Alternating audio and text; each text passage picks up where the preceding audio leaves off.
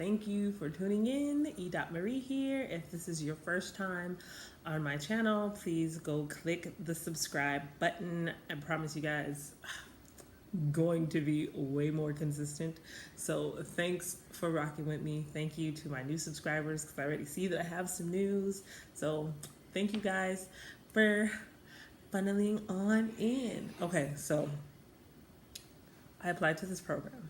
This is the purpose of this video, is like just, I had to get this off my chest, okay? So I applied to this program called the Community Literature Institute, and I was really excited about it. Thanks, Kamari, for letting me know about the program, right? I was really, really excited, and I was like, yeah, okay, I'm gonna work on publishing a book of poetry and, get it going.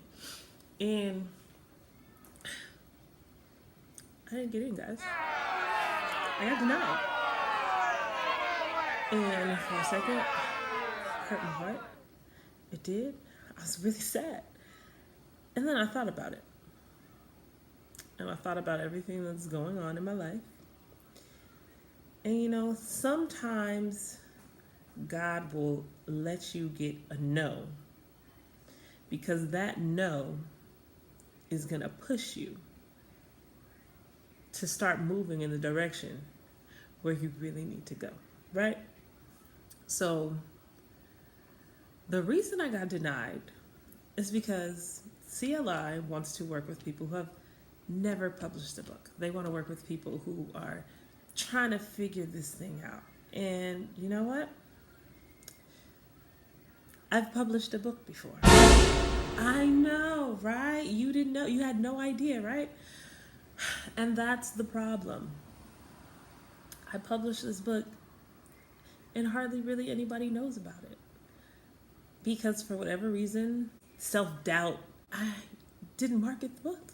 I didn't tell people about it really. There's a few people who knew about it. I did a couple of workshops at the group home, and the group home bought books, and it was great. But I never did a book signing, never did a book release, like any of those things that you do when you publish a book. I didn't do them. And then I just wanted to move on from the book, but that's not what I needed to do. So I'm sitting here getting that no, and I was just like, what the heck am I gonna do now? But sometimes the no's are good for you, because the no's push you to do what's already in you. The no's propel you forward. With that, I'm taking this no as a push forward, and I'm making this video to hold myself accountable, because I'm going to relaunch my first book, because you gotta be a good steward of the things that you already have. Okay, so those of you who are on Instagram, or you need to follow Water Walkers Worldwide. Tongue twister. Water Walkers Worldwide with Brayley Evans. She's an amazing actress, right? And so she does this devotional in the morning. Morning Manna with Brayley. That's going to be her talk show. And just know that I plugged it right now. So when it blows up and it gets big, y'all just remember, you heard it here on E.Marie's channel. Morning Manna with Brayley. Watch out. Watch for it. Anyways, that was just a little plug. So I've been listening to her go through this book in the morning, and I need to buy the book. Okay, so another plug. War Room is a book War Room is the movie. The book that Brayley's going through was written by the lead character, Priscilla Simmons. Her name's Priscilla. I know that much. But the book is called Awaken. And so we've been going through that book, and it's really been helping me. And just listening to her has been helping me. It's been inspiring me and all that good stuff. And so I've been thinking about, hi Laz, I'm babysitting right now. And Laz has just decided to hop in the video. You want to say hi? Say hi. Okay, so we are Yeah. So we're going through that book, Awaken, and one of the stories that I've heard Braylee talk about in the morning was about the widow woman. I know what story I'm thinking about, but the names are escaping me right now. I'll post the scripture. She had like debt and all these things, and when the prophet came to her, he said, "What do you have in your house?" Oh, it's the woman who her sons were going to be taken from her because of the debt. Take what you have in your house, go inside and pray, and God multiplied it. She got out of debt. She was able to do everything that she needed to do. I'm totally like paraphrasing this story right now. I'm gonna go look up the story. So this is in 2 Kings 4, and so just breeze through this real quick. A certain woman of the wives of the sons of the prophets cried out to Elisha, saying, "Your servant, my husband, is dead, and you know that your servant feared the Lord.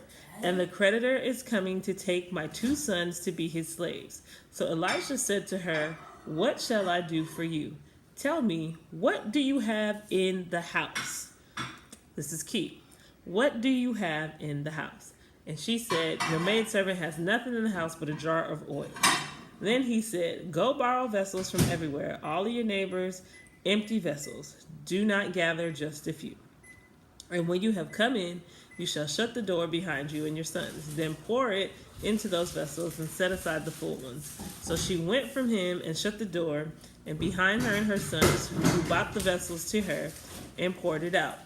Now it came to pass, when the vessels were full, that she said to her son, "Bring me another vessel." And he said to her, "There is not another vessel." So the oil ceased.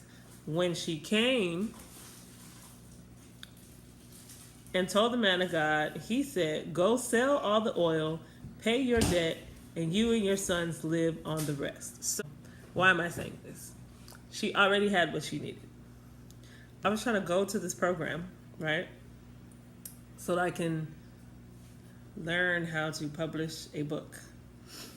Not, saying that there's anything wrong with this program, because I think it's an amazing program, and I saw what it has done for my friends who have gone through the program, and I think it's a beautiful thing. I think it's amazing, and I wanted to be a part of that. However, sometimes God just doesn't want you to be a part of things. So there's nothing wrong with that no that they gave me, because I already have what I need. I already have it. What do I have in my house? I have books. I have a book. What else do I have in my house? I have the know-how right in here, in my house. I have the know-how. I know what I need to do. And a lot of times my problem is I know all the right things to do because I sit up and I do a lot of research and I look up a lot of things. I tend to psych myself out with the self-doubt, thinking that I just can't do it, thinking that there's always something else outside of me that I need. And the biggest thing that I'm taking from this passage is, what do you have in your house? My vessel. I am a house for the Holy Spirit. Everything that I need to be who God has called me to be, I already have inside of me. And I'm not saying no, don't get any technical training. I'm not saying no, don't take the steps to develop your craft. I'm saying to do all of those things. But there are certain things that I am very capable of doing already. Why did I not do a book signing when I first did my book? Why did I not do, a book release and all that stuff? Why did I not market it? Why did I not tell people about it? So, trying to move on to the next book when I haven't even been a good steward over the first one, what am I doing? So, I'm going to use what I have. I'm going to take the vessels, borrow resources. I know an amazing graphic designer, A&S Photography, Ashley Bird. She's the bomb. If you need some stuff, you need to go get hooked up by Ashley. I'm just saying.